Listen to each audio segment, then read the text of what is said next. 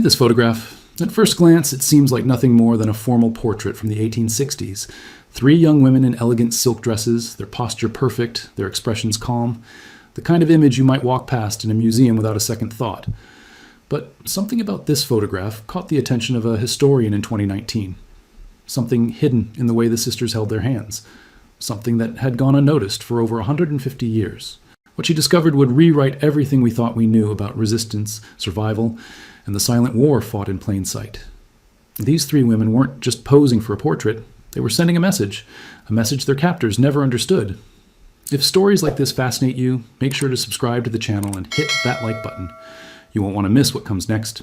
The autumn rain hammered against the windows of Harrison's auction house in Richmond, Virginia, as Dr. Amelia Grant examined a collection of Civil War-era photographs scheduled for sale.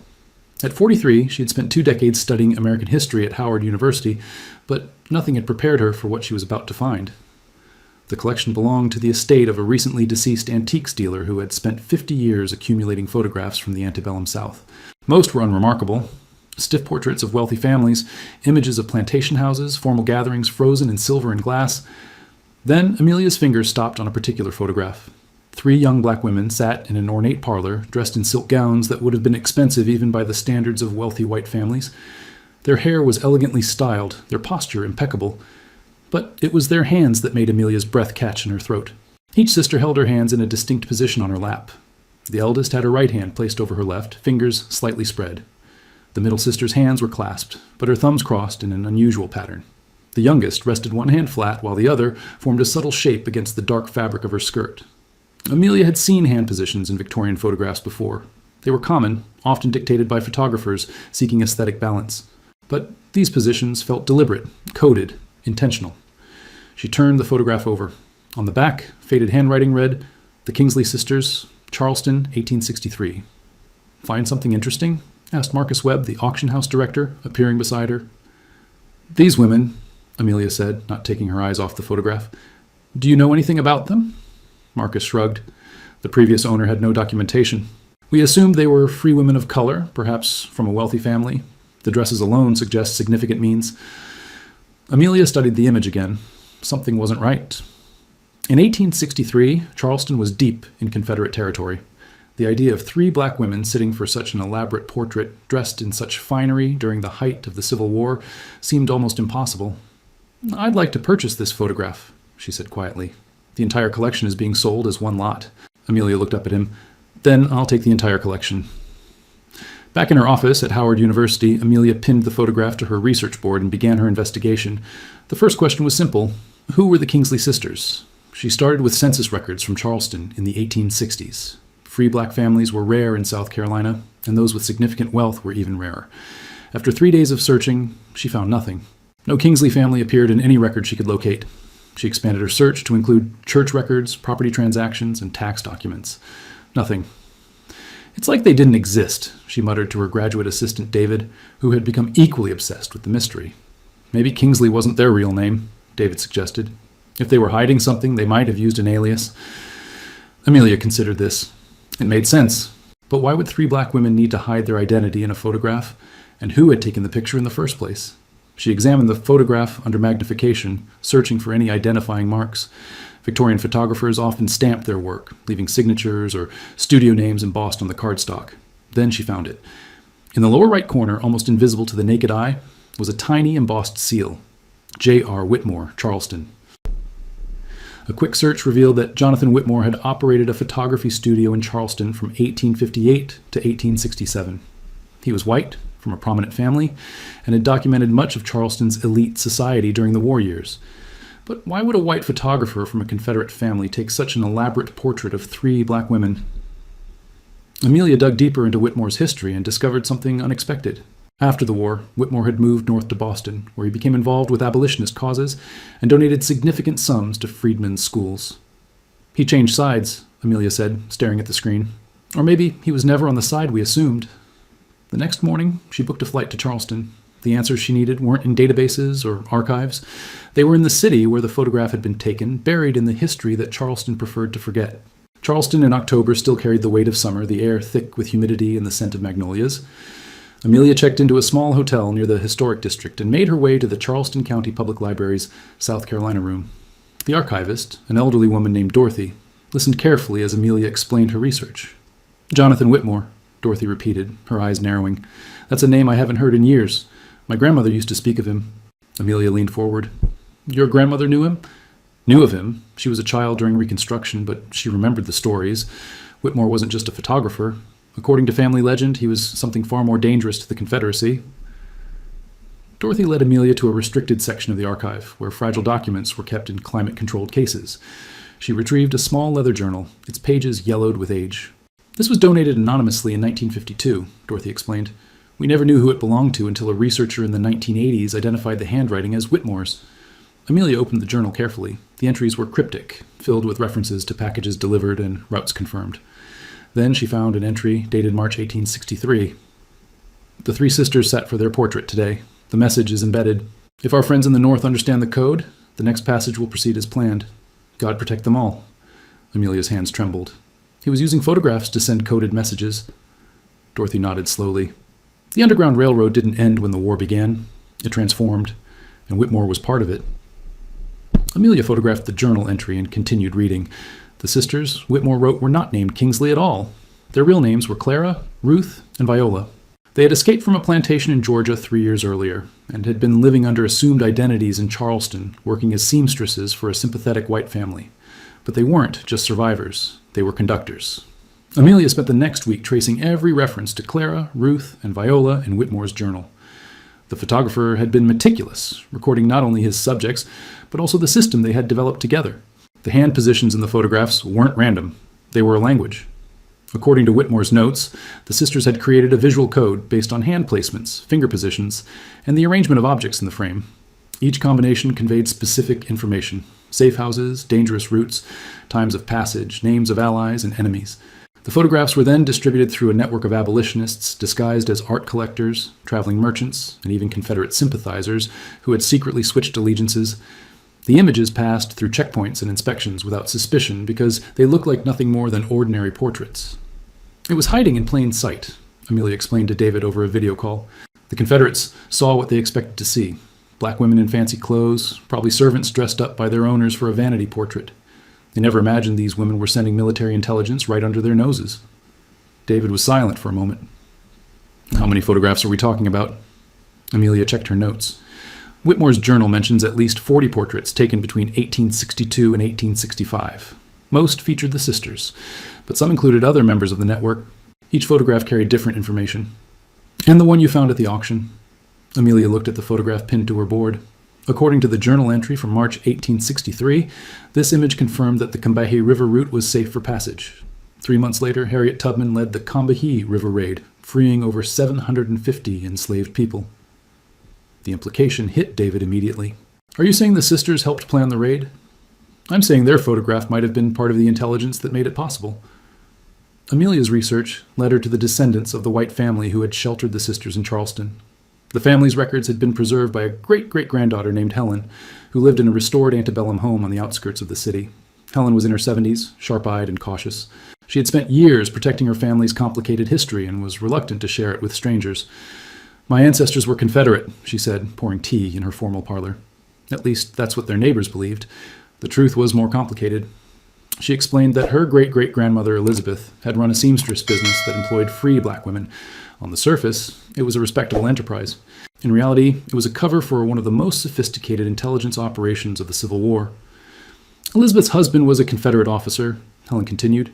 He had access to troop movements, supply routes, military plans. He passed that information to Elizabeth, who encoded it in dress patterns and fabric designs. The seamstresses then incorporated those patterns into the clothing they made. And the photographs? Amelia asked. Helen nodded. The dresses in Whitmore's portraits weren't just beautiful. They were messages. The pattern of lace on a collar, the number of buttons on a sleeve, the arrangement of ribbons. Everything meant something. Amelia's mind raced. The sisters weren't just posing with coded hand positions. Their entire outfits were part of the message. How was the information decoded? Helen rose and walked to an old secretary desk. She retrieved a small, worn booklet and handed it to Amelia. This was my great-great-grandmother's cipher guide. It explains how to read the patterns. Amelia opened the booklet with trembling hands. Inside were detailed drawings of dress elements paired with their meanings. A rose pattern meant safe passage. Vertical stripes indicated danger. A specific arrangement of lace communicated the number of people waiting for transport. The sisters hadn't just been sending messages, they had been transmitting entire escape plans. Armed with the cipher guide, Amelia returned to the photograph of the three sisters and began decoding every element. The process took days of careful analysis, cross-referencing Whitmore's journal with Elizabeth's cipher and historical records of the period. The message hidden in the March 1863 photograph was more detailed than Amelia had imagined. Clara's hand position indicated a date range, the first week of June. Ruth's clasped hands with crossed thumbs specified a location, the Combahee River ferry crossing. Viola's flat palm and curved fingers communicated a number, approximately 700. The dress patterns added layers of detail. The lace on Clara's collar indicated that Union gunboats would provide cover. The buttons on Ruth's sleeves confirmed that local guides had been secured. The ribbon arrangement on Viola's bodice named the operation's leader, a woman known by the code Moses, Harriet Tubman. Amelia sat back in her chair, overwhelmed by the implications. The Combahee River raid had been one of the most successful military operations led by a woman in American history. Tubman had guided Union forces up the river, liberating over 750 enslaved people in a single night. Historians had long wondered how Tubman had obtained such precise intelligence about Confederate positions, mine placements, and the locations of plantation slave quarters. Now Amelia had the answer. The intelligence had been gathered by a network of black women working in plain sight, encoded in photographs and dress patterns, and transmitted through a system so elegant that the Confederacy never suspected it existed. They were spies, Amelia whispered, the most effective spies of the Civil War, and history forgot them completely. She thought of all the monuments to Confederate generals, all the textbooks that celebrated military strategists, all the museums that preserved the weapons and uniforms of war. Yet these three women, whose courage and intelligence had helped free hundreds of people, had vanished from memory entirely. Until now. The question that haunted Amelia was what had happened to Clara, Ruth, and Viola after the war. Whitmore's journal ended in 1865, and Elizabeth's records made no mention of the sisters after Richmond fell. She began searching Freedmen's Bureau records, which documented the lives of formerly enslaved people during Reconstruction. The records were incomplete, often damaged, and spread across multiple archives. But after weeks of searching, she found a reference that made her heart stop. A registration document from Savannah, Georgia, dated November 1865, listed three sisters applying for marriage licenses on the same day, Clara, Ruth, and Viola. The document noted that all three were formerly of Charleston and worked as teachers. Amelia traced the sisters to a freedmen's school established by Northern missionaries in Savannah. The school's records, preserved at a university archive in Atlanta, contained staff lists, student rosters, and annual reports. Clara had taught reading and writing to adults who had been forbidden to learn during slavery.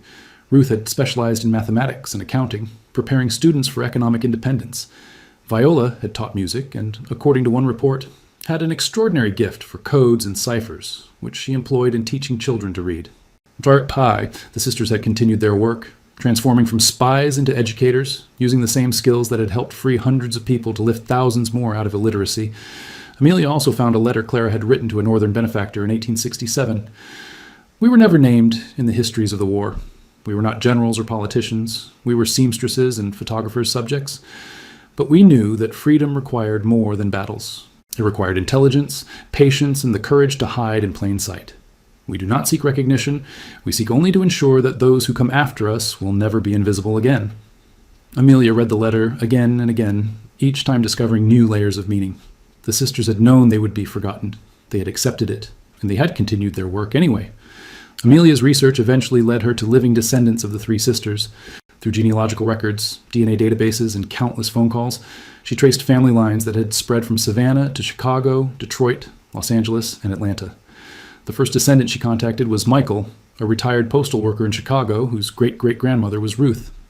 He had never heard of the photographs or the coded messages.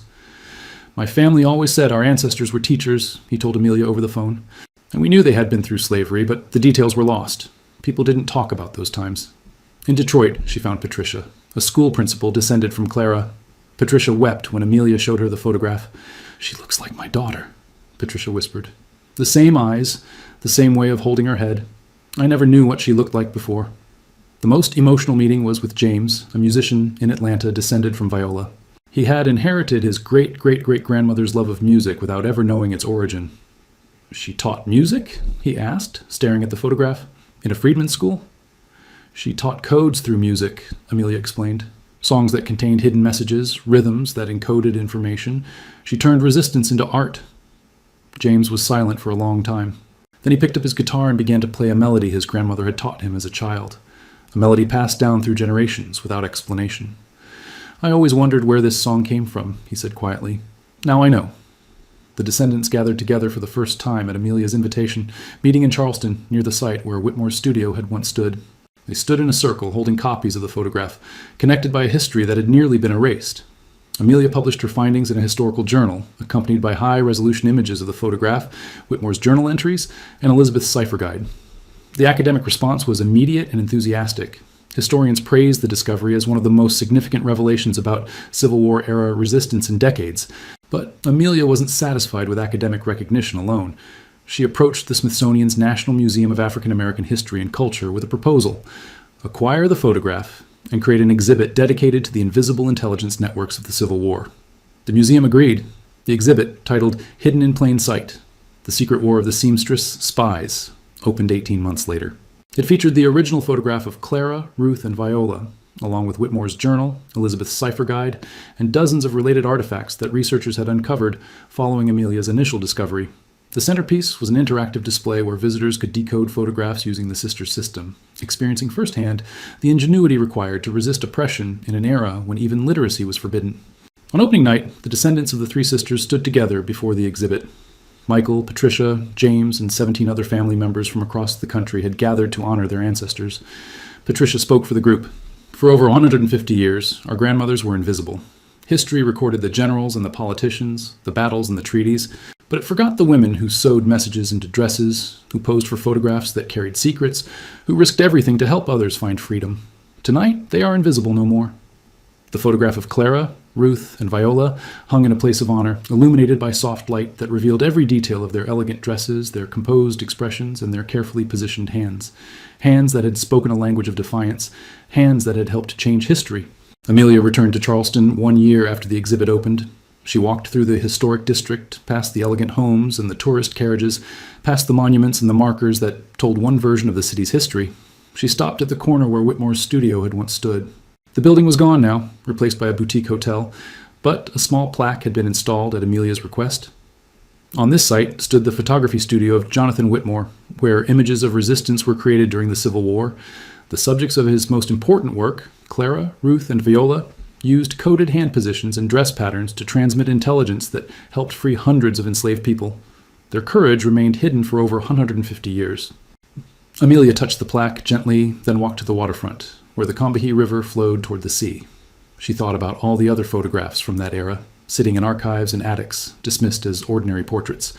How many of them contained messages that had never been decoded? How many other stories were waiting to be discovered? She thought about the sisters who had known they would be forgotten and had resisted anyway, who had understood that some acts of courage are performed not for recognition, but for the simple, stubborn belief that freedom matters, even when no one is watching. And she thought about the photograph itself, that small rectangle of silver and glass that had survived wars, neglect, and the deliberate erasure of black history. It had waited patiently for someone to look closely enough to see what it really was. Not just a portrait, a declaration. A testament to the power of ordinary people who refused to be silent, who found ways to speak even when speaking was forbidden, who hid their resistance in plain sight until the world was finally ready to see it. Amelia pulled out her phone and took a photograph of the plaque, the river, the sky. Then she sent it to the descendants with a simple message: they are remembered. They will not be forgotten again.